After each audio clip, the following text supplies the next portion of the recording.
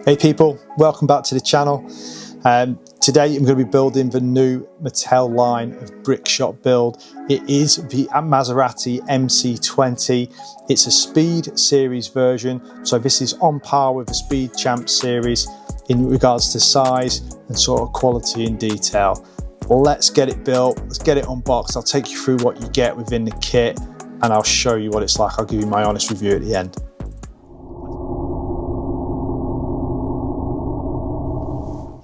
Okay, so this one is the Mattel Brick Shop Hot Wheels Maserati. It's the MC20. This one is as close as you can kind of get to a Speed Champion's actual car in relation to the fact that this is a road going car. The other one that I've made previously, if you want to go and check out that one was a big green Chevy. Very, very cool car. But this is a little bit different and a little bit more comparable to the Lego Speed Champions. This is clearly what Mattel is offering as an alternative to that. Very similar in style to the other one that we've looked at, which is that we've got the 1-in-6 car with this. We've got an option of different hubcaps to go on the actual wheels themselves, which is really, really cool. And then we have this option of what we're going to do with the body in relation to the stickers and the livery that you want. Hoping that this is going to be another set that's going to be printed in relation to the bits and pieces of highlights of detail on the actual vehicle itself, with the exception that I expect there will be a sticker kit with this as per what the other ones are. Cool to see that we've got the Maserati licensing on here. Really kind of good offering from Mattel in relation to sort of the lifelikeliness of the vehicle, which I think in general controversially kind of pips Speed Champions for the lifelike realness. It's not, for me, it's not about replacing Speed Champions, it's about having a good alternative. This one came in at £21.99. This one was bought from a local shop, local retailer called Toy Master, where I live. Always good to support your local businesses. So I went and picked this up the other day. Going to give it a build. Hopefully going to get the same amount of quality and excitement out of it as I did with the other one. I've been quite impressed with this series so far, so I have got high hopes. Let's get it unboxed and we'll see what we get in the box. Okay, so unboxing wise, we have got access to that little 164 car. In here we've got one of the plates that goes on the bottom of the vehicle. This is very similar to what is on the bottom of a normal like 1-in-6 diecast car, and I like it. It's like a bit of an original feature from Mattel. Very, very cool. Diecast car then is, I would say that's quite a basic diecast car. I think these, because you've got the 3 different types of vehicle, with this one being the lowest one, the Speed series effectively, then the actual diecast car that comes with it is tailored to that as well. And that, I would say, is a basic diecast car, but it does reference the actual vehicle quite well. Happy with that so far. No massive issues. We've got 2 sets of alloys on this, and I think that one is plastic, and that one feels to be as well.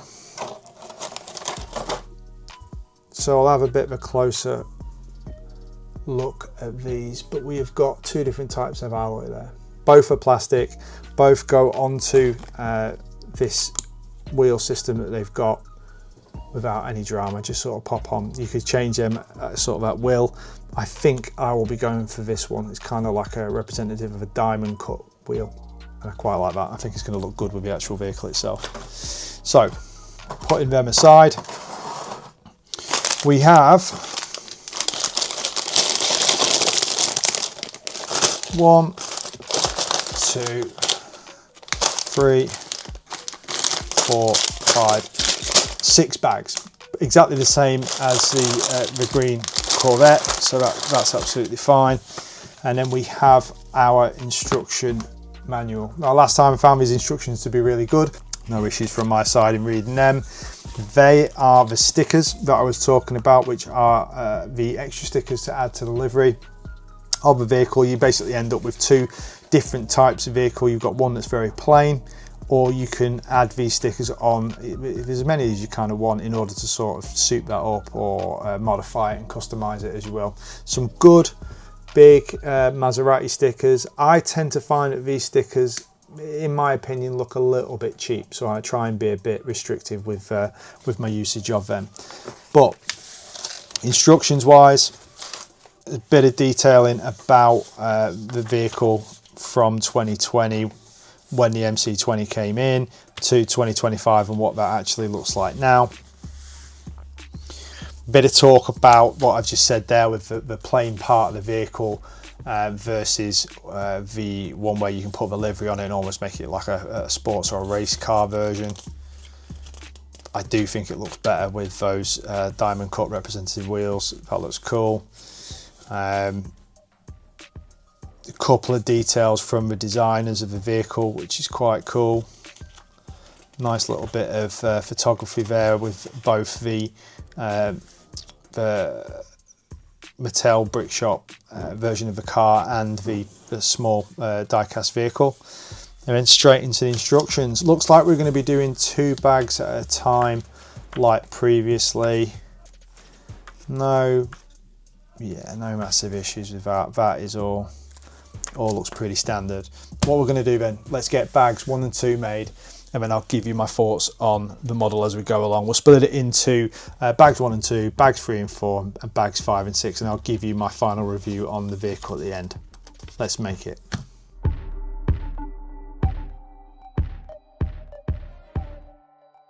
Okay, so bags 1 and 2 complete.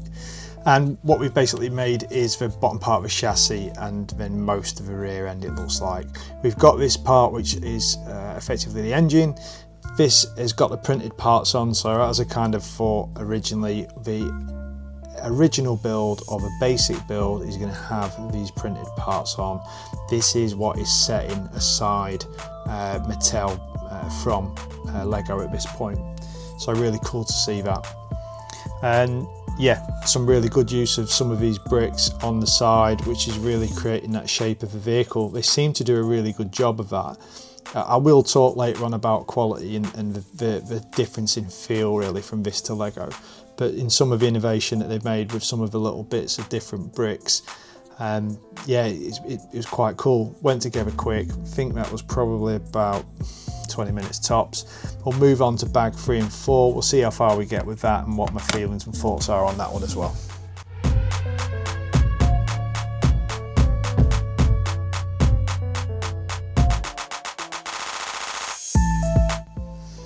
Okay, so as we continue through bag 3 and 4, what we basically do is add all the detail to the back end of this, and this looks really, really cool, really, really smooth, and the lines are wicked, mimicking the car's shape, giving us a bit more detail and shaping that I haven't really seen in Lego before.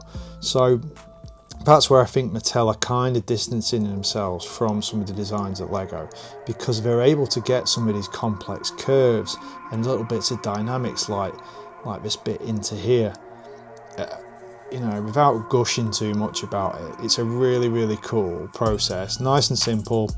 No issues with the instructions so far, just been sort of plodding along and enjoying it and getting those little bits done.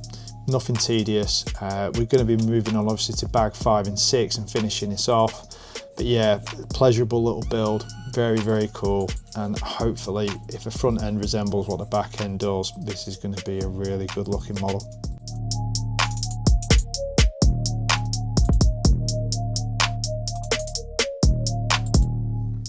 Okay, bag 5 and 6 made, and I thought I would walk you around the car a little bit. This is really quite special. I'll talk a bit about my ultimate thoughts with it when it comes to the conclusion of this really, but some very, very cool like Gullwing doors and a decent mechanism considering how simple it is and how inexpensive this is. A really cool, decent enough mechanism to enable it to actually have them rather than it being omitted from the design, which is what would normally kind of happen with something of this size. It just wouldn't get the doors that it was supposed to have. Part of the reason why I wanted to walk you around the car here is that there is loads of different little bits of panels which just differentiate this from what I'm going to say is a Lego alternative. Now, each part of this looks to be fairly unique. So when I look at how this is built up versus my last model that I built up from the Speed series for these look to be all individual parts. Now I know this part is for the actual roof, so that roof has been individually made just for this kit so you can get the curves, and that is just something we don't see within Speed Champions. The arches are the same, they are effectively a different kit piece. The build up for the door is really cool, which gives a nice sleek internal finish. It is simple, but the way that those bricks have kind of gone together and how they've produced that and then sort of engineered it is really cool, which gives it a really nice slick look all the way down the side. Bits like this are a full independent piece where you've got a Maserati logo on there. If you can't see, that's actually got like a recessed grille as well, albeit it doesn't have grille marks in it. That is fully painted, fully printed, and it literally is just a normal piece to go into there. Specially made for this, specially made to accent that model. I think that's absolutely brilliant. I just wanted to walk you around that. I'm going to give you my thoughts now and I'll go through the whole model as a whole. Okay, so thoughts on this one. This is cool, really cool. So build quality wise, really happy with the quality of the actual product itself. What I would say is it's noticeably different plastic to that of Lego, and I think I've said that before. It feels a little bit cheaper and a little bit more brittle. I don't know whether that is me being passionate about the Lego brand and feeling that there's a difference there. What I would say is that it doesn't matter in relation to the actual model that you're getting.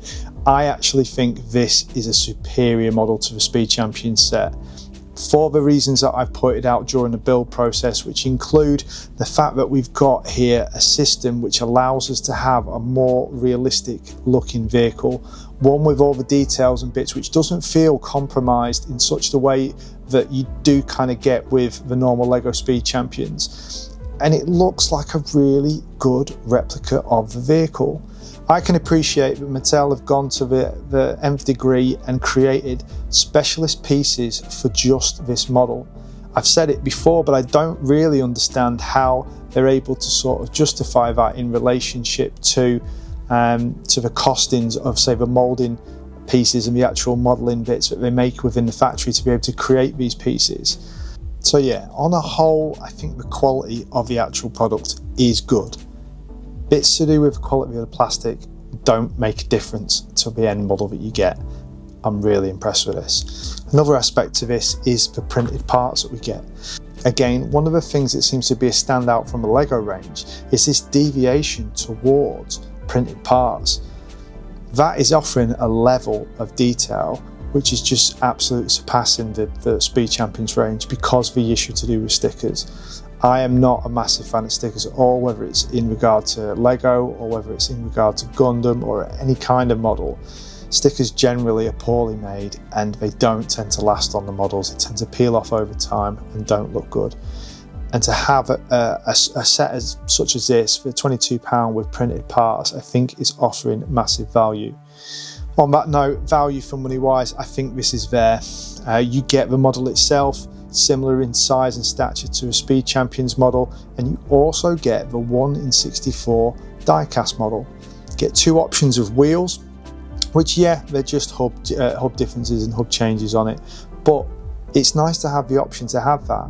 You get the sticker set to be able to upgrade this or customize the actual model itself. I haven't chosen to do that this time. I do think this one looks better as a plain vehicle, so I haven't added anything extra to that, but that's a complete choice for you. Part of the value of this is you could almost make two models with it, if you will. It's not quite in the same way as when I had the Elite model and you could clearly make the safety car or the normal road going car version of it, but it's not far off. I think value-wise, this represents at £21.99 really good value for money. I'm happy with what I've got, and it's completely met the expectations. Having been part of a range before and had a couple of these vehicles now. Instructions then, the instructions are really clear on this one. I didn't have any problems during the build.